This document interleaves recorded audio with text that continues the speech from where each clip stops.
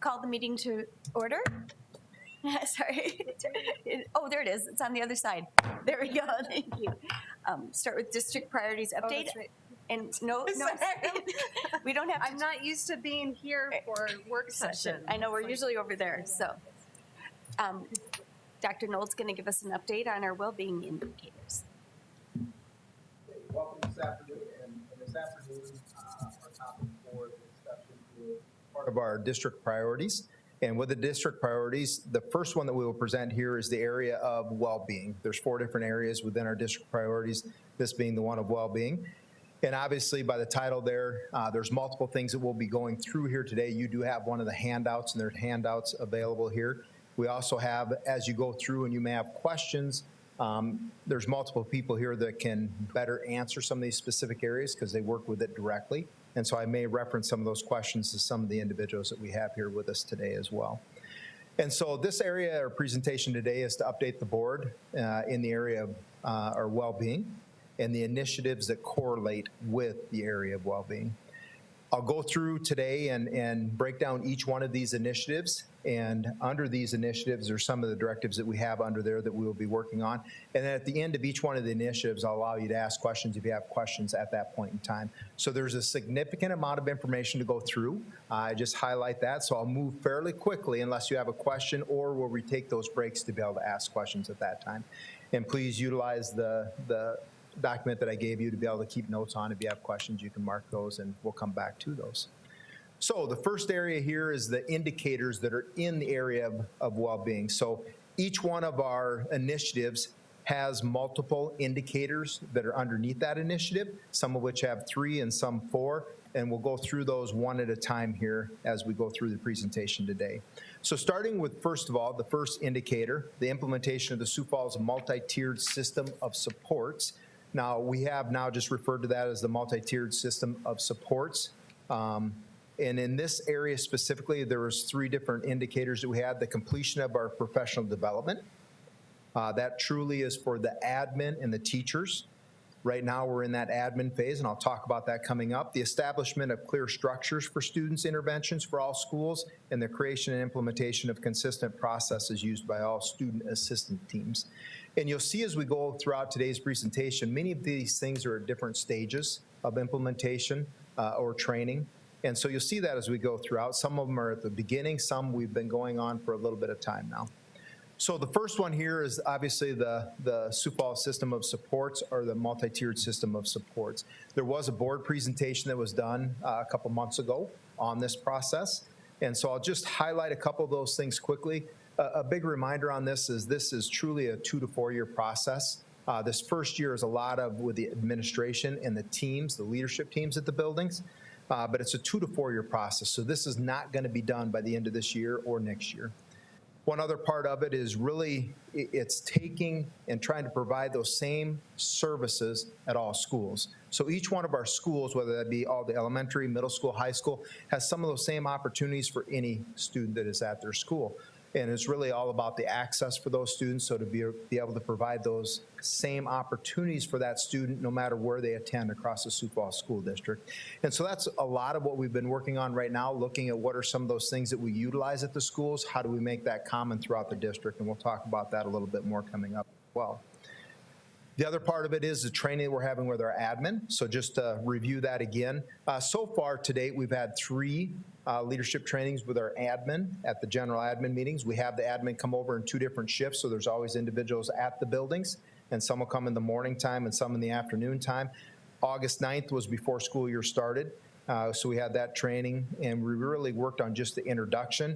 And then on September 28th and November 9th was the leadership that we had here at the Instructional Planning Center, where half the admin came in the morning, half in the afternoon, and really looking on those leadership teams. So right now, teachers have been updated and information given. There's very little that the teachers had needed to do so far in the training. It's really for the admin and to be able to build that leadership team within their building and to assess what they already have in place. And we really need to see where we have things in place, where we have gaps, and fill in those gaps. And then what other tools do they need at the school? Looking at the common assessments to make sure we're using the best assessments we can, but not duplicating assessments. And so really that's been the process that we've had so far to date through our November 9th. We also had on October 6th the board work session where we did update the board on the MTSS process and that introductory work that we've had. And then there are upcoming meetings that we have. So in February, on the 3rd, we will continue with that process with the leadership of the admin, as well as on March 8th. June 3rd is kind of the culminating activity for at least the school year. That's where we will have teams. There's going to be an 8-member team from each one of the schools who will come together, and we'll do really some of that team training. It'll be at the convention center that we are going to utilize the space for. And so there'll be a significant number of people there, but that's where each school will have a leadership team come. It'll include admin, teachers, and other individuals that work at the schools. And so that's just a little bit of a highlight or outline of what we're doing right now with the MTSS process. Some of the other things that go into this is really those behavior interventions and supports that we have at the building. And you're going to see that we're a lot of different places depending on what school. All schools do things, have different programs that they utilize, but really we're trying to make that a little more common throughout the whole district. And a pivot point with that will truly be the PBIS training. So right now there's a lot of things that are utilized throughout the school. This is not the entire list, and I don't intend to make it seem as if it is. But some of those things we have with the well-managed schools and PBIS, 14 of our middle schools, elementaries, trauma-informed schools. But they all are doing different things. We're trying to make that common throughout. And we'll have opportunities coming up for the PBIS training for all schools and teams that can come from those schools. I'll talk about that a little bit more coming up as well. We also never want to forget we have a lot of community partners. And if you remember back to last year, each of you would have been part of that. Mr. Murren would have been new to that information. But we have so many of the SEL supports that we have in place. I've just mentioned a few of our community supports with Southeast Behavioral Health, LSS PATH, the BEAR, and others. There'll be well over 60 individuals that will come in and work with our students and help our students with that mental health and some of those different trainings or small group work. And so we have some great community partners, and we never want to dismiss that or forget about recognizing them as well. As some of the additional things, we're also having several of our schools looking at how do we track some of those lower level behaviors, and so they can intervene at earlier times. And some have gone out and started to work with some different programs out there, Review 360, PBIS Rewards, SWIFT, or other tracking systems.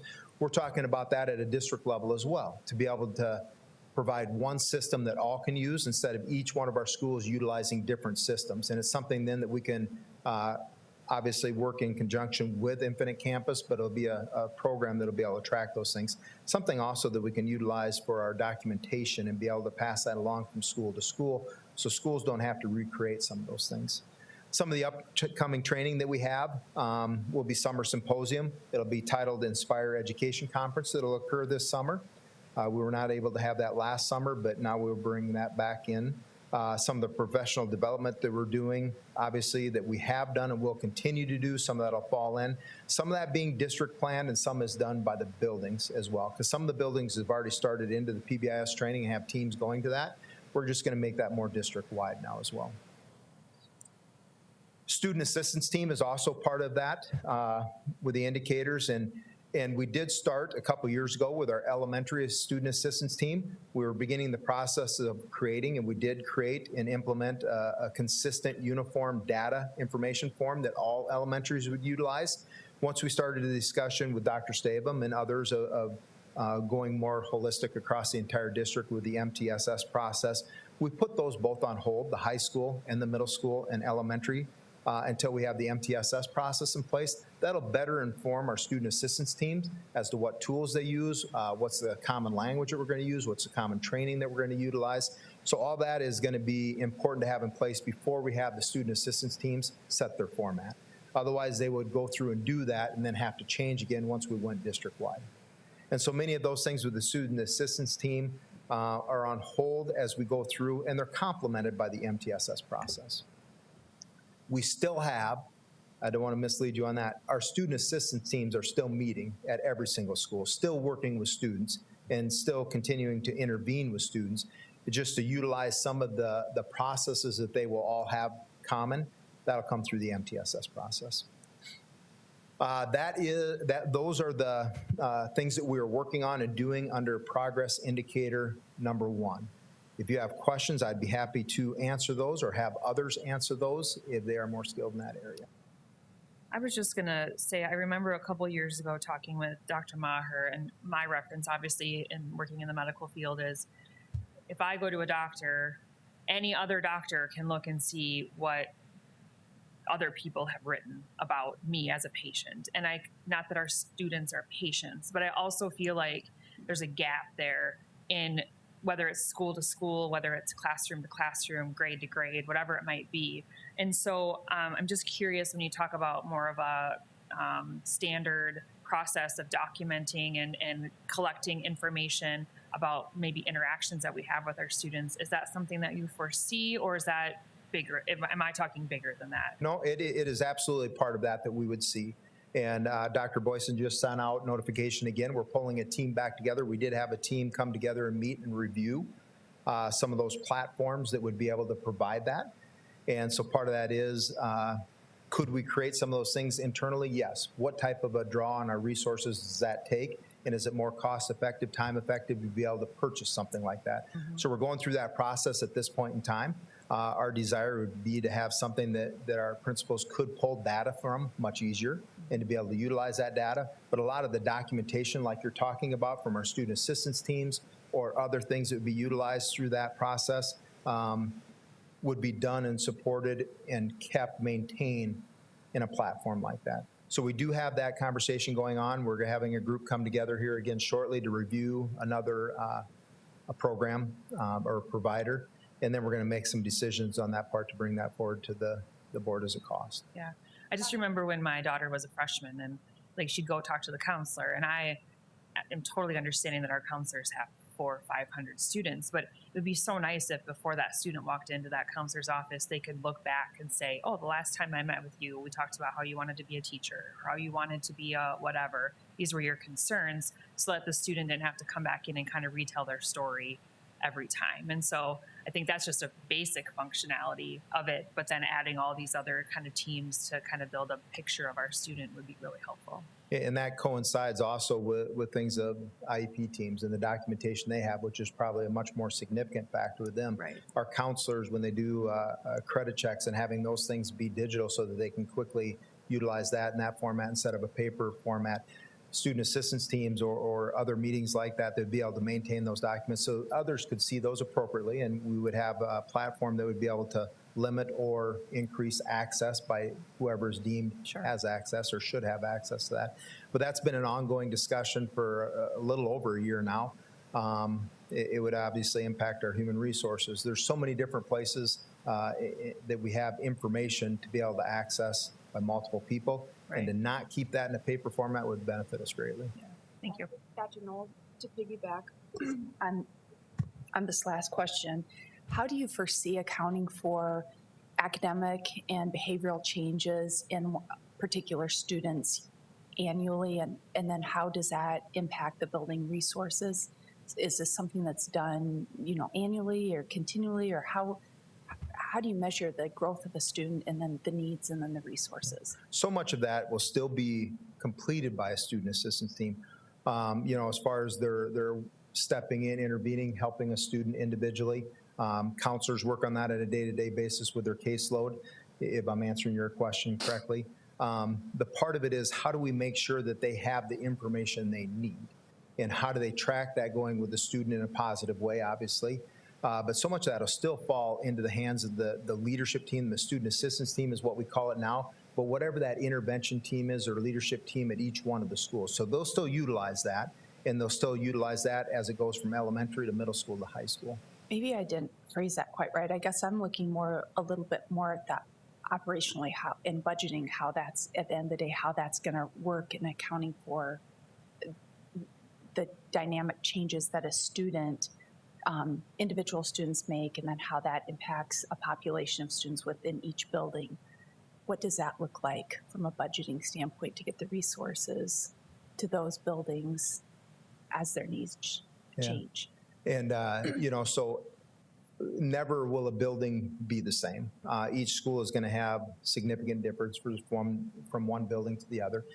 So there will still be some independent needs. With our title buildings, sometimes there's some independent needs at some of those that will have different programs at. That doesn't eliminate any of that. that will still maintain many of those type of things. It's just that there should be those same set of services at that building that if a child needs this and we see it as an intervention still, that we can provide that to them and they have the opportunity to access that. If it's something that a multitude of students need, well, then it's probably no longer an intervention, and it's a school-wide program that needs to be in place in that. So those things would still be options. This would never eliminate any of that, of what the needs of the building are. It's truly trying to go through and how do we more so streamline the information, and so that we're not hung up so much on time of that every school has the same ability to utilize and access information to see what is the best for the students. And looking at common assessments for that, looking at individual testing and assessments for that. So we really can see what is the whole, what is the individual student, and then what do we have for the individual, the interventions that can meet those needs. So it sounds like this will really help to form some of the budgeting. I think it can help in a lot of different ways that way, yes. Part of it would be in the budget to be able to see where are the greatest number of needs and to be able to help and put those services in place at those schools to help. Thank you. What additional supports going through this process would you say our district needs to look at to address some of our behavioral needs in our district? Good question. Some of those we won't know yet. Obviously, part of that is how do we get that common platform? There's a cost that can be associated with that, whether it's external or internal. If it's internal, staffing. If it's external, it's a purchase of a platform that we'd utilize. So there's things of that nature. Training, professional development, and that's something that I think we have a pretty good handle on with some of the dollars that we have with professional development, especially in the next 2 years. That's going to be a significant cost in there. Some of those other things that we're just not sure on yet, we're going to see as the teams start to bring in some of their needs, and that's why we have the meeting in June 3rd with those teams coming together. What is it that you need to be effective? What do we need to have common throughout? And so some costs could be seen in the future. It could also streamline some of that so that there aren't some of those duplicated costs. If we have multiple tests or assessments that are given that identify the same thing, we don't need most of those. So it could work a little bit both ways on that. I would just add to, I think maybe, I don't know if I'm getting at your question at the same time, Nan, or not, but one of the things that's really difficult to do is to draw a straight line between we dropped in intervention X and then we got outcome Y, and that there's a direct relationship.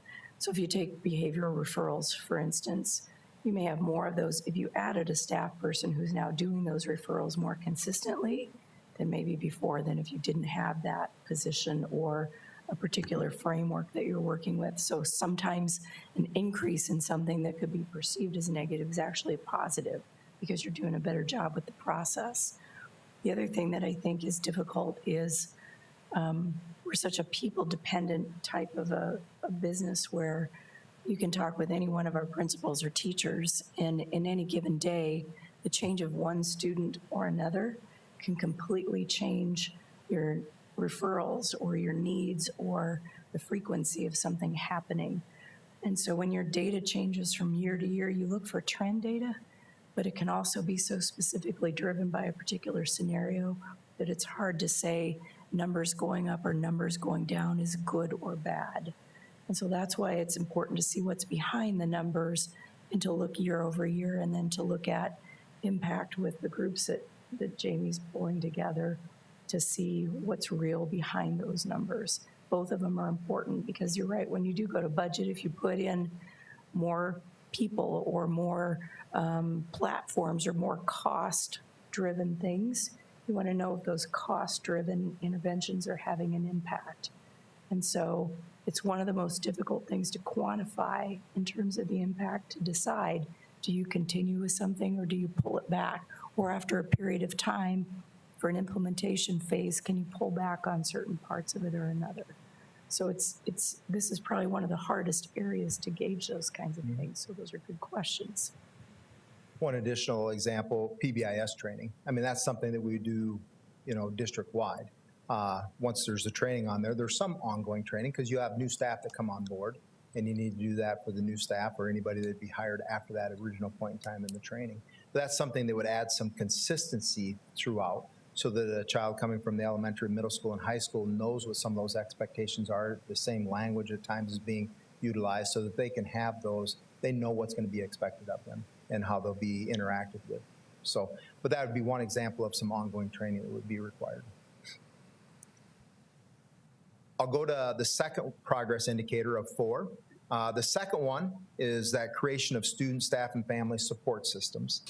And so in this area, we'll look at the development of Wellbeing Resource Hub on the Sioux Falls School District website, the implementation and access of Employee Assistance Program, EAP, the establishment of Community Support Center model, and increased number of adult mentors to support student needs. And so those are indicators there under that area. The first one here, district website.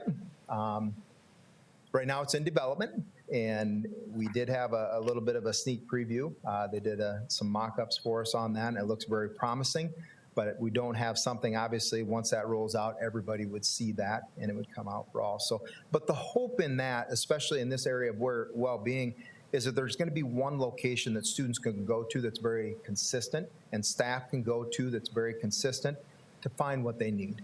And part of that, what they need, may be a variance depending on who the individual is, but especially we want them to be able to have the information they need if it deals anything with mental health and support that they could utilize and receive, that they know where to go and they can stay very consistent with using the Sioux Falls School District website to be able to access that information. So that is in development. Hopefully we'll have more information in the upcoming months. One other area is obviously with our staff and the care that we need to have for our employees. Currently, Becky Dorman and her group has worked and utilized the Sand Creek Employee Assistance Program, and we have advertised that out. This is really a 24/7, 365 days a year where they can gain that support that they may need. It works in a multitude of areas. You can see there relationships, work pressure demands, alcohol, chemical use, loss, grief, depression, anxiety, financial, things with parent-child difficulties, legal assistance. There's so many other online resources, and we're hoping to be able to continue to push this out to our staff so they utilize it more and more to be able to help them. You can see here that we have had the administrators training that happened in August. We had the introduction of Sand Creek to our staff that happened at the staff meetings after that point in time in August. There's also a weekly district dialogue that goes out, and we feature topics of Sand Creek in that district dialogue. There's posters that are posted around the district and displayed for our district facilities for staff to be able to see and utilize. And then the Human Resources Department also distributes this information when they're talking to staff or working through different situations that may help or benefit them. So that's some of the different ways that we're getting that information out. You can see on the next slide here that utilization. It's early. This has only been going for a few months, but right now the utilization, monthly utilization, is approximately 2%, or about 70 of our staff members per month. Obviously the goal there is about 4% to be able to utilize that. And a lot of that is not necessarily increased of, it's awareness. If individuals become more and more aware and more comfortable that that resource is there and it's helped, then more staff will be able to utilize that. And so HR will continue to promote those things out there and get that information out so that our staff can utilize this resource. Some of the topics that have been addressed so far, you can see listed there as well, with mental health and legal referrals, daily living issues, alcohol, financial referral, career, active living. So those are some of the things that have been utilized so far, but our goal is to increase the usage of that area. One other area that they see it on is the HR radar, where we have it's always featured in our district dialogue, highlights topics of relevance because there could be some things as far as benefits that are offered out, and also some of those on-demand webinars. There's webinars that Sand Creek has and creates, and we send that out so that our staff can utilize that to be able to see and keep up to date on information that may pertain to them. I'll go a little bit more on some of these things with HR a little bit later on in the presentation. The one other area that we have is our Community Engagement Center, and that's located at the Axtell Park building. That's new as of this year, so it's taken a little bit of time here to get that up and running. We started out right away. What are some of the goals there? We really want it to be a one-stop shop or destination for so many families that may have different needs. And you can see in there that we have a center for donation school supplies, hygiene products, basic clothing needs. But a lot of those things are housed there. Schools can contact there and get some of those things for their children. It isn't necessarily that a student needs to go out there. That's really that center location for our families to go to. And it's really connecting a lot of those, which may be with our church and businesses. As you know, in our community is a great support of food and clothing. So it's really connecting them with some of those giveaways that happen and occur. It's really to help our EL and Native American families connect with other resources within our community. Also, we're having a focus, especially coming up through here December as the weather starts to change, on our homeless populations to make sure that they get some of those community supports that they could have, and really to put them in touch with some of those things that may target housing, physical, mental health needs, but any of those services that would help our homeless population, because we know when we help the families, it'll help their children be in school. The Center for Assisting Families, you know, with online registration, navigating Infinite Campus, that can be very confusing for some. Meet with a social worker. We have social workers now that are housed out of the Axtell Park building, and some that'll be right there in that community engagement center. That'd be for our EL families, our Indian education liaisons, social workers. But really, it's a place to help many of those families, especially if they're new to our community, feel welcome. And we have that EL intake center that works there as well, so they can do that initial registration. It's purposely set up there so as families come into contact with individuals and become comfortable going there. The Community Engagement Center, you can kind of see a little bit of a timeline. A quick question going back to that. I was just reading through this donation of school supplies, giveaways, something that I'm curious about. How could the Education Foundation be useful to some of these end goals of the center? Yeah, absolutely. And anybody that wishes to, the benefit of this is so many times some individuals may contact school, hey, can I drop this off? And schools may run out of things, or another school doesn't have any. So this is a general location. So if there's individual groups that wish to participate, I would encourage they get a hold of an individual there. Patty Lake Torbert is a great contact for them to be able to reach out, because she would help with both of those entities that are located there. But reach out to Patty Lake Torbert, and we would have them be able to drop things off there. We are not storing everything there. It doesn't always mean that everything is stored there, but that's that just center where we're going to try to outsource some of those things to the schools. It helps a lot of schools to make sure they have what they need, and not one school is running short and others are long. So any group that would like to, especially with those products that are utilized, school supplies, basic clothing, really going through this center would be great. And Patty Lake Torbert would be that contact. In August, November, did a lot of the EL intake and screening over at the community center. That's where that was located at, to help families become comfortable there. Starting in December, obviously, as I said, the emphasis is going to be with our homeless populations. We'll also have a Native American Families holiday party that will be hosted over there as well. And then throughout the remainder of the year, so many of the open houses for our EL and Office of Indian Education, those summer classes. But we're really trying to get that to be a location that families feel very comfortable being at and going to get help, especially when they're looking for resources that are available within our community. The Sioux Falls School District mentoring, the number of adult mentors for our students, the numbers for LSS mentoring. At the end of September 2020, we had 974, and they're up now over 1,000, so 1,044 at the end of September 21, and obviously they're working on continually growing that. Teammates mentoring. Currently, there are 56 adults. One of those adults is mentoring 2 children. And so really working on the numbers there as well to improve that, anywhere that those mentors can come from. So we're greatly appreciative of the city's push on that with the Initiative 52 and any of those things that are helping adults become mentors for students in our schools is a great resource.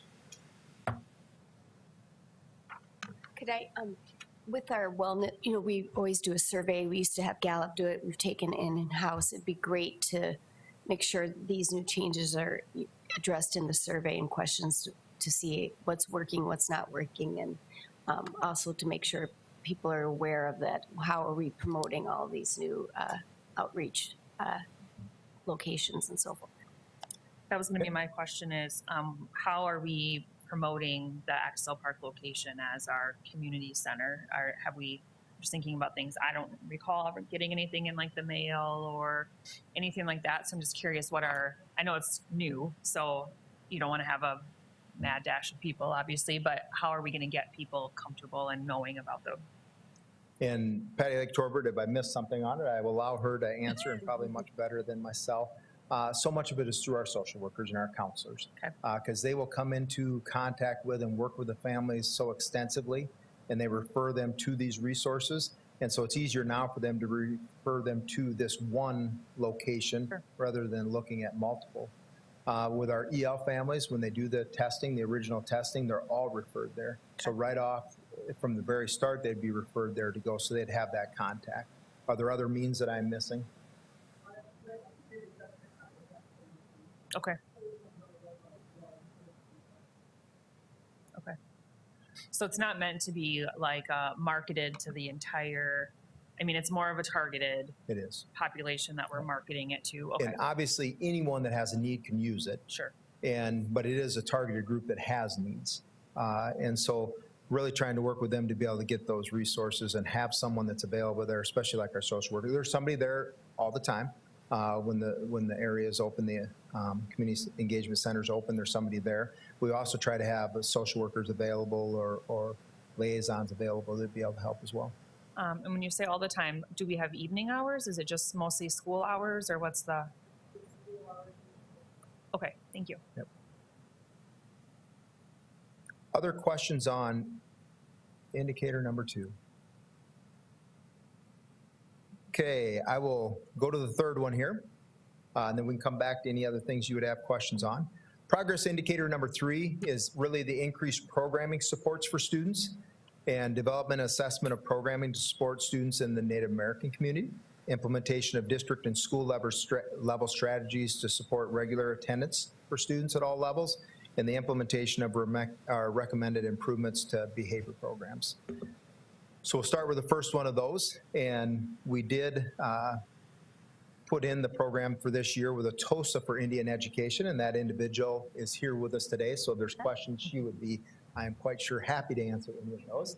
Anna Broken Leg Keller is with us today, and she fills that position very well as our TOSA for the Indian education programming. And so there's a multitude of things that are listed here that she is working on and has completed so far through the first few months. I've highlighted a few of those on here, so you can see those highlighted on your screen, maybe not on your document.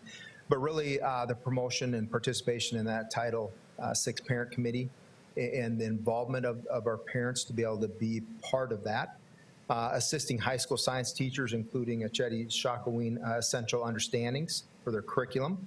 The high school indigenous studies, which includes Native American connections and our Lakota language collaborations. Assisting with our high school and middle school NAC teachers in the curriculum writing there. Those are significant things for each one of our levels, middle school and high school, because the program there in our Native American connections is truly a great base place for our Native American students to feel connected. And it helps immensely, and to have that programming there and to have someone coordinated that across our district. You can see many other things. Again, I will not read them all, but purchasing and reviewing additional curriculum resources. Coordinating with liaisons and elementary school principals to address parent concerns and questions. And, you know, the great resource that we have with Anna, and just being able to do that and communicate with our families and parents, it's been a great resource and asset for us. She's been doing that for many years at the elementary level, but confined more to 1 or 2 schools. Now it's obviously doing that throughout our entire district. A couple other things there is coaching 2 new NAC teachers and providing support for current NAC teachers and elementary facilitators. The creation of our middle and high school NAC videos explaining what NAC is and how NAC teachers can assist students and school counselors. Really showing that to those incoming 6th and 9th graders or new students to our district. And then I would say probably the greatest thing, and I highlighted this in green, this is coming from myself. She may say something else is the greatest, but building that community connections with local churches, businesses, and parents. And how do we build that support system to be able to help our Native American students and our Native American families be successful in the Sioux Falls School District? So she has been an incredible liaison to be able to reach out and make those connections for us and with us. So those are some of the things that are being completed through that TOSA process that we have in place.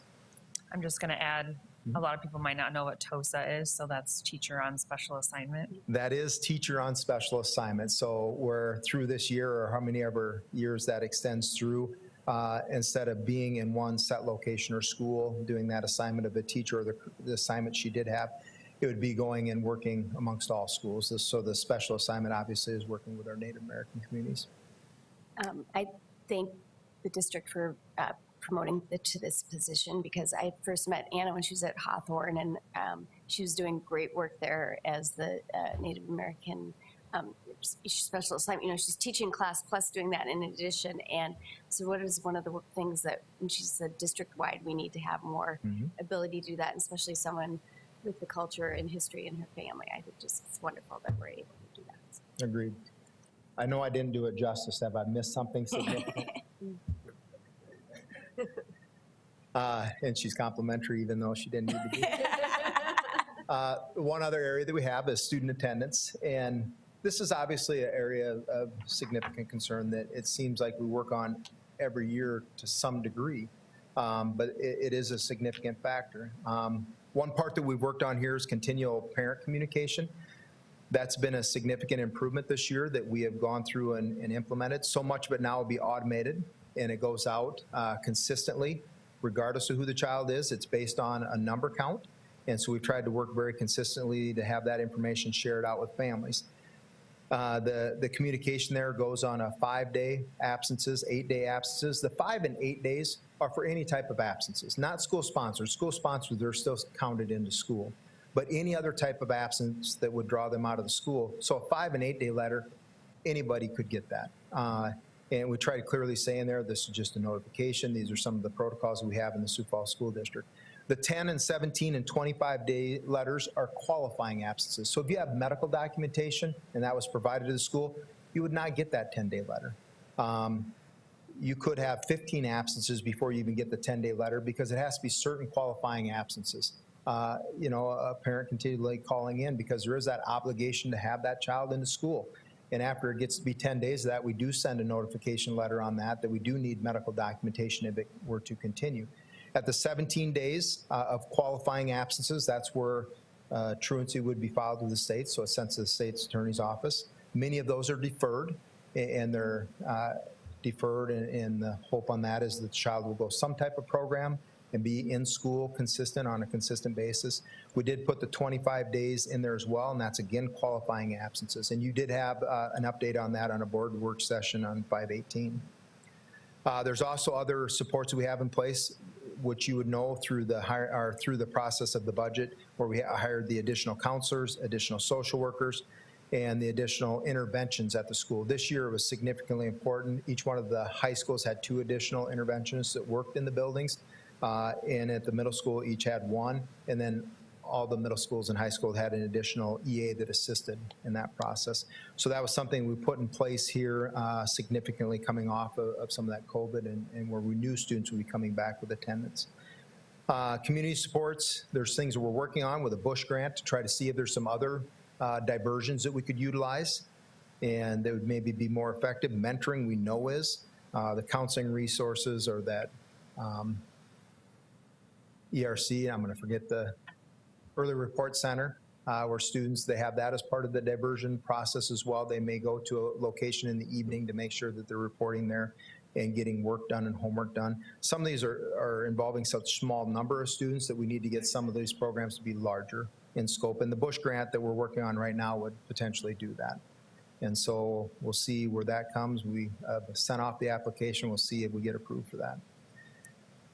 You can see here with the attendance numbers. I've always cautioned, and did when we had the work session specifically on attendance, that the 2021, the 1920 school years are skewed.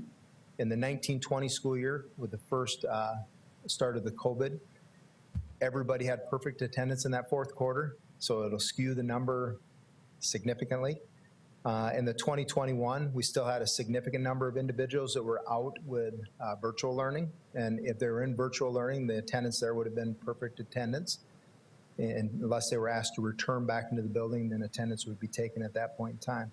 So really, when you look at this, you're looking at the 21-22, which has gone through the first quarter of the school year at roughly a 93.27% attendance rate. So you go back to that 18-19, 17-18 school years, and it has dropped. You're talking, 0.8, 0.9%, which in and of itself doesn't seem significant, but when you multiply that times the number of students we have, it's a significant number. And so we continue to work on that to see where we can improve those attendance rates. High school, middle school behavior programming. We currently have about a 30-member team, middle school and high school, that we've consistently met with for the last year. And we're getting very close, especially with the budget time approaching, to implement or to bring forward some of those things that we're going to utilize and implement to improve our behavior programs at Axtell Park. And part of that is really looking at that MTSS process, so we can look at the home attendance center. Are we making sure we're having the correct students or the right students go to our intervention programs? Increased counseling services at the Axtell Park building, where we really can look at that, and we're talking to some partners in town to be able to help to provide some of those services. Looking at a different structure to that day and safety protocols that will be implemented, as well as a set of academic standards and improved programming there. We went through this, as you know, a couple years ago with our Joe Foss program, and I think it's created a much better program for our students that attend there. We wish it would also increase the attendance. It didn't necessarily do that as of yet, but the students that are going through, I believe, are getting a much greater experience as we go through the Joe Foss program. But so really looking at also electives and then the reintegration process back into the home attendance center whenever possible. We're also working on the expulsion or suspension school for students that may go through that type of a process of expulsion, so that they do also have, as part of that reduction, is there's a component of counseling services that need to be completed and social skills training so that we can make sure that there's a safety protocol in place for the school location there for the individual child, so that they're managed during the school day, and for the return to the home attendance center if that ends up being the option that we look at. So this group is continuing to work on it. We're to the point now where we're starting to work with we'll be meeting with the Axtell Park staff and showing them the work of the committee, and then starting to do some of that training throughout the second semester with the Axtell Park staff. And then obviously through the budget program, if there's some of these things that would entail additional costs that would come forward at that time too. Those are the indicators for area number 3. Questions that you may have in that area?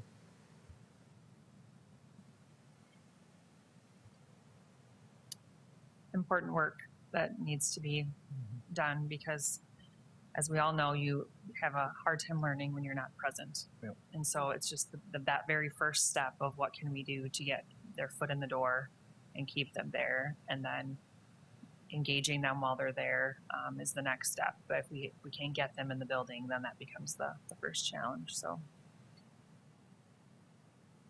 So many of those things go hand in hand with the mental health and assisting and helping students or those needs or necessities in attendance. You know, that engagement factor, that if we can get them there and get them engaged and meet their needs, we can get them in education. I will go on to the 4th and final. The 4th is the completion of professional development by all teachers. And so on this, we have 3 different areas: enhanced training to support student success in the classroom, initiation of mental health support and recognition training, and then offer personal well-being training for staff. And so first of all, the professional development, we were afforded this year at the beginning of the year 2 days that we could utilize specifically for professional development, which was used a little bit differently with elementary compared to middle and high school. The middle and high school went through the Kagan training process, which is student engagement. And that was 2 days of training that worked specifically with the Kagan strategies.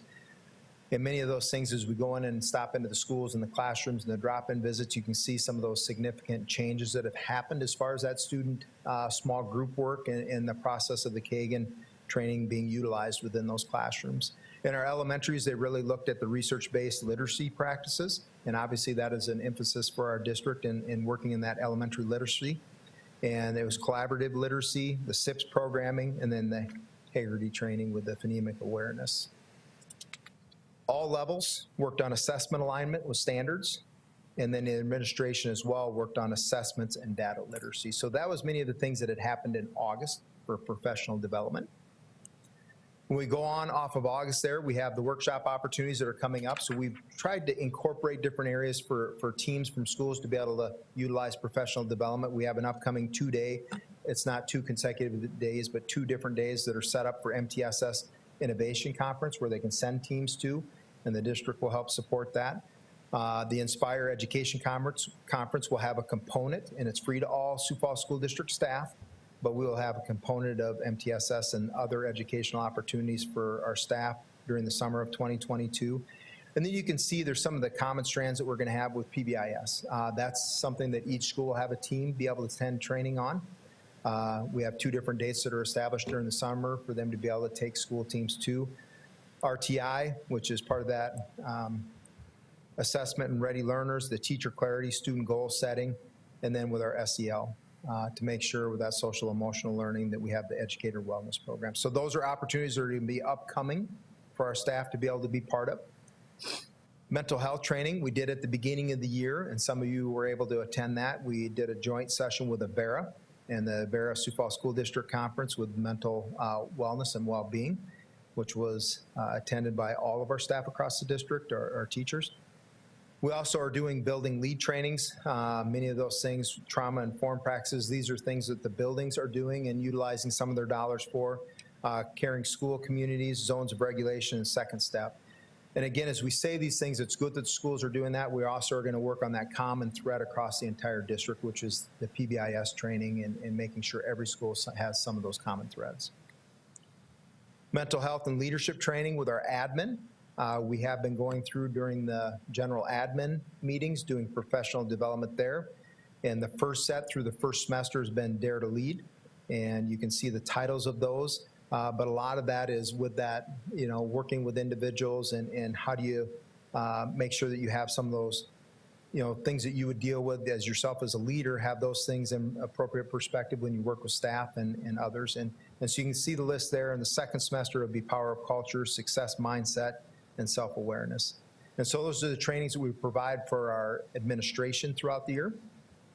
And then again, with Becky Dorman and her group with Human Resources, that weekly wellness that is in part of the district dialogue and really supporting that culture of staff and you know, adult well-being. And so you can see those titles there, and this is featured every time we send out that district dialogue.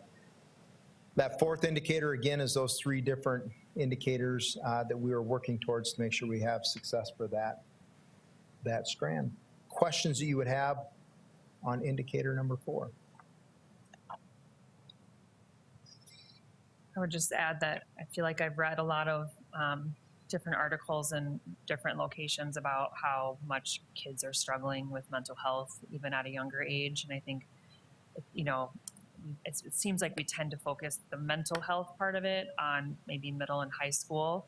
And we do the social emotional learning at the elementary school. And so I'm not sure how, and maybe that's just my perception, but I feel like all of those skills could really be utilized at all levels. Elementary kids may not be able to verbalize as much about that, but I think that that's part of helping them with mental health issues too. And unfortunately, we're seeing things earlier and earlier. And so to whatever extent we can, in the schools, help to identify and offer, you know, interventions and supports for families. And working in healthcare, I think there's so many people that don't know what the signs are or don't know what to look for, or they think it's one thing, but it's totally opposite of that, you know, because kids are good at hiding stuff. And so how we can help teachers or parents or however have conversations with their kids about things like that. I just, you know, we see the school shooting yesterday and we see all sorts of stuff. People, I think kids are hurting and they don't know how to express that. And so however I know it's not our sole responsibility, but however we can partner with people to do that, I think is really important at all levels. We do have, and so you pointed out a area that I should have included in here that has been missed. And there's a lot of things that we're doing that aren't listed, but that's one that I should have included in there. There's been some significant work with Patty Lake Torbert and the counselors. I don't know if you wish to address.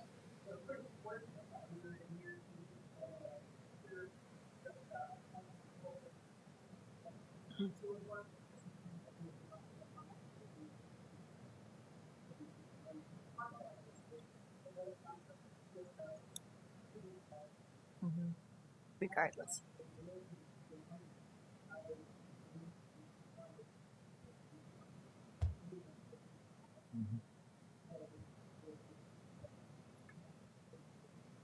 Good. That's great. So there are some things that are no question being done on that, because even some of the principals have reached out and, okay, some of these things are going to be some new implementations and how does this work? And And Patty's been able to answer those questions for them because it is new, and making it consistent across our district so that those students do get that curriculum in the classroom, and the counselor would deliver much of that into the classroom. So it's a great point. It's something I did not highlight here that should have been. And along with the students, I found it encouraging to see that the teachers are also being considered, since they provide such a frontline support directly to the students, that they're growing their sense of agency for themselves. So often that sets the entire tone for a classroom that impacts an entire building. So that they're considered is important. It's been interesting because as this process has been going, I'm sure we all have received emails from maybe some staff and others saying, well, does that mean, for example, Bridges is going away, or this is going away because this is going to replace that? And it's important to remember really, as I think you used the term, an umbrella of all the things that are currently here, looking at all of them, making them more district-wide and usable, and evaluating them and seeing what we can do, and not necessarily replacing one thing or the other. It's basically making this district-wide. And so much of that with the MTSS process is to make sure we look at each one of those things to say, what is it that's truly benefiting us? What is it that's information we've just done it so often that we've become accustomed to it that we truly don't need? Yeah. And so that's really impacted at the administration level right now and their leadership teams, and that's where it's been addressed. Teachers have been informed, so they make sure that they're aware. There's not been added work into that area yet. So much of that will come through once we roll out into that second year and make sure that our student assistance teams. But looking at each one of those, is it something that helps us and does not? If it doesn't, then we need to remove it because it's just an added burden onto our administration or onto our teachers or students that have to take those assessments. I was going to say my concern about the plate, I mean, a little relief here. I think it's going to, now that I see the organizational part of it, I think it'll be good. I mean, we can clean up one plate, put one all together, organize it a little bit, it'll be good. That would be the goal. And it's very true. There's some things that we identified that are duplications or they're not meeting the need, and yet we've become accustomed to utilizing it, but we're not even always sure why, because there's something else that's doing the same thing. And then how do we put that into one location to save people time? Any other questions? That is the entire presentation on well-being. Again, I will stress that it's not everything that we're doing, but these are some of the key initiatives that we're working on at this point in time. Some are at the starting level, some are partway into the implementation, all of which have quite a ways to go still, but it's goals that we're working on in the Sioux Falls School District. I just want to remind the board, even though you can't hear me, that these are part of the updates that we said we would do during the course of the year, but we'll spend some concentrated time looking across all of our district priorities during your retreat work session time in January, because it will already be time to think about what do we cycle through next year, what do we leave in place because it's still in motion, what can come off, and what maybe gets put on as a next layer or next piece of it. And so this is a hefty area, but it's so foundational to the academic things that we're trying to do, and a lot of the wraparound pieces like before and after school programming, community engagement. I also think it's really going to be fascinating to watch what happens over the next 5 to 10 years as research comes out about the effects of the whole pandemic on students. I think, what did that look like for a kindergartner or first grader? Not just that they were out of school for a period of time, but how did that affect their worldview and how they viewed what was going on around them and their sense of safety and well-being. So we've always had this as an area of focus, but I think COVID has magnified some things. We're just starting to see some articles come out from many districts across the country that says things just look a little different. And some things are accelerated, some things have been almost eradicated. So it presents a new picture, particularly for this area of well-being, for how we address those needs when they kind of changed up on us a little bit. So I think that's just something to think about in what we're doing with the dollars that we've had allocated as a district, trying to hit things really hard to have kind of that quantum leap in our ability to deliver good instruction and our ability to have people trained up in some of these models that we're really trying to get in place while we have the money to do it. then we have to think about after those dollars go away, what's sustainable? What do we need to do a really good job of over these next 2 or 3 years for then those funds to be pulled away, but for good, strong systems and frameworks to stay in place. So just some of your future thinking. Thank you very much. Thank you. Seeing none. There wasn't anybody signed up for public input, it looks like, on the well-being indicators, so I will ask for a motion for adjournment. So moved. Second. I have a motion and a second. All those in favor signify by saying aye. Aye. Opposed, same sign. We are adjourned until Southeast Tech.